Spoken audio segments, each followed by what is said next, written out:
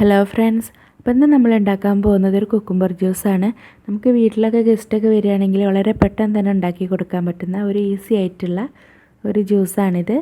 അപ്പോൾ നമുക്ക് 1 മിനിറ്റ് മതി ഇത് ഉണ്ടാക്കിയെടുക്കാൻ വേണ്ടിയിട്ട്. പിന്നെ ആദ്യമായിട്ട് കാണുന്നവരുണ്ടെങ്കിൽ ആ വീഡിയോക്ക് തൊട്ട് താഴെ കാണുന്ന റെഡ് കളർ സബ്സ്ക്രൈബ് ബട്ടൺ ഒന്ന് ക്ലിക്ക് ചെയ്യുക. അപ്പോൾ തൊട്ടടുത്തുള്ള ബെല്ലൈക്കണും കൂടി ഒന്ന് ക്ലിക്ക് ചെയ്യുമ്പോൾ പുതിയതായിട്ട് വരുന്ന വീഡിയോസ് നിങ്ങൾക്ക് പെട്ടെന്ന് കാണാൻ പറ്റും.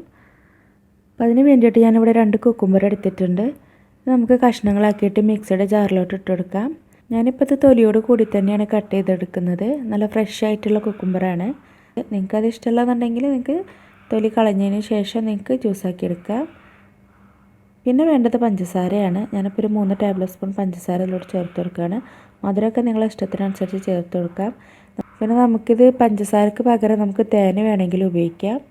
പിന്നെ വേണ്ടത് പാലാണ്. നമ്മളിത് പാലിലാണ് അടിച്ചെടുക്കുന്നത്. പാൽ ഞാൻ നന്നായിട്ട് തിളപ്പിച്ചാറ്റി ഫ്രിഡ്ജിൽ വെച്ച് തണുപ്പിച്ചെടുത്തതാണ്. ഇത് നമ്മളിതിലോട്ട് ഒഴിച്ചു കൊടുക്കാം. ഇനി നമുക്കിത് നന്നായിട്ടൊന്ന് അടിച്ചെടുക്കാം. അപ്പോൾ ഞാനിത് നന്നായിട്ട് അടിച്ചെടുത്തിട്ടുണ്ട്. ഇനി നമ്മളെ ഗ്ലാസ്സിലോട്ട് ഒഴിച്ചു കൊടുക്കാം.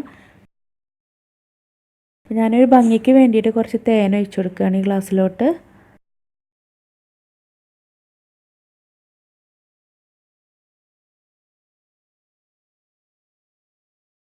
ഇനി നമുക്ക് ജ്യൂസ് ഒഴിച്ചു കൊടുക്കാം. ഇത്രയേ ഉള്ളൂ നമ്മുടെ കുക്കുംബർ ജ്യൂസ്. വളരെ പെട്ടെന്ന് തന്നെ നമുക്ക് ഉണ്ടാക്കിയെടുക്കാൻ പറ്റും. അപ്പോൾ എല്ലാവരും ഇതൊന്ന് ട്രൈ ചെയ്ത് നോക്കുക. എന്നിട്ട് അതിനോട് അഭിപ്രായം പറയണം. പിന്നെ ഞാൻ ഈ വീഡിയോയുടെ അവസാനം ഞാൻ എൻ്റെ റെസിപ്പീസ് ട്രൈ ചെയ്ത കുറച്ച് 2 സബ്സ്ക്രൈബേഴ്സ് അവരുണ്ടാക്കിയിട്ട് നന്നായിട്ടുണ്ട് എന്നൊക്കെ പറഞ്ഞിട്ട് എനിക്ക് ഫോട്ടോസ് അയച്ചു തന്നിരുന്നു. അപ്പോൾ ഞാൻ ആ ഫോട്ടോസ് ഇതിൻ്റെ അവസാനം ഞാൻ ഇടുന്നുണ്ട്. അപ്പോൾ ഇതുപോലെ ഫോട്ടോസൊക്കെ അയച്ചു തരികയാണെങ്കിൽ ഞാൻ തീർച്ചയായിട്ടും എൻ്റെ വീഡിയോയിൽ ഉൾപ്പെടുത്തും. സബ്സ്ക്രൈബറുടെ പേര് നസീബ തസ്നിയ. അപ്പോൾ ഒരുപാട് സന്തോഷം ട്രൈ ചെയ്തു എന്നറിഞ്ഞതിൽ. ഇനി നമുക്ക് വേറെ റെസിപ്പിയുമായിട്ട് കാണാം. അതുവരേക്കും ബൈ. Thank you.